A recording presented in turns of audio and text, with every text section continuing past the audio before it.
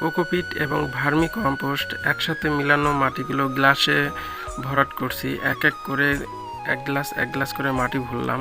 আলহামদুলিল্লাহ আমাদের 3 গ্লাসই মাটি ভরা শেষ।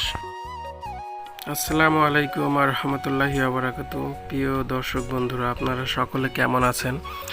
আজকে চলে আসলাম আমাদের মালয়েশিয়া ছোট ফার্মিং হাউস থেকে। আমার চ্যানেলের নাম আওয়ালের কৃষিকাণ্ড। তো আজকে যে কাণ্ডটি আপনাদের করে দেখাবো সেটি হলো লাউয়ের প্যাকেটের বীজ থেকে কিভাবে চারা উৎপাদন করব। তো প্রথমে যা করব, আমরা প্যাকেট থেকে কেটে দানাগুলোকে বের করে একটি পাত্রে ভিজিয়ে রাখলাম। তো পাত্রে ভিজানোর সময় এর মাঝে কিছু আমরা দিব পেঁয়াজের খোসাটা। এটা আসলে বীজের জার্মিনেশনের জন্য খুবই উপকারী। তো বীজ থেকে ভিজানো শেষ, আমরা সারা রাত বীজ থেকে পানিতে ভিজিয়ে রেখেছি।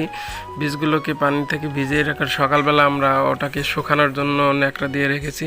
তো এখন চলে আসলাম আমরা আমাদের মূল কাজ হলো এখানে ভার্মি কম্পোস্ট এবং কোকোডাস্ট, ভিজিয়ে রাখা কোকোডাস্ট নিয়েছি, সাথে ভার্মি কম্পোস্ট মিক্সড করলাম। তো এইভাবে ভালোভাবে নেড়ে চেড়ে আমরা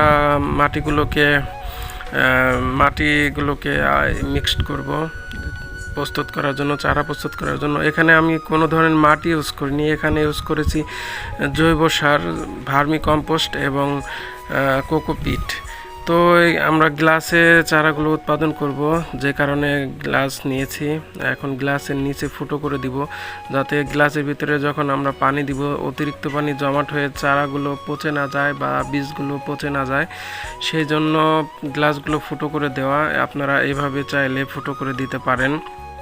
এখন গ্লাসগুলো ফুটো করার পরে গ্লাসের ভিতরে যে আমাদের জৈব সার এবং ভার্মি কম্পোস্ট যেটা, ওটা এবং কোকোপিট মিশানো মাটিগুলো এভাবে আলতো আলতো করে চাপ দিয়ে ভরে দিবেন, যাতে করে অতিরিক্ত বেশি চাপ দিবেন না, যাতে চারাগুলো গজাতে সমস্যা হয়।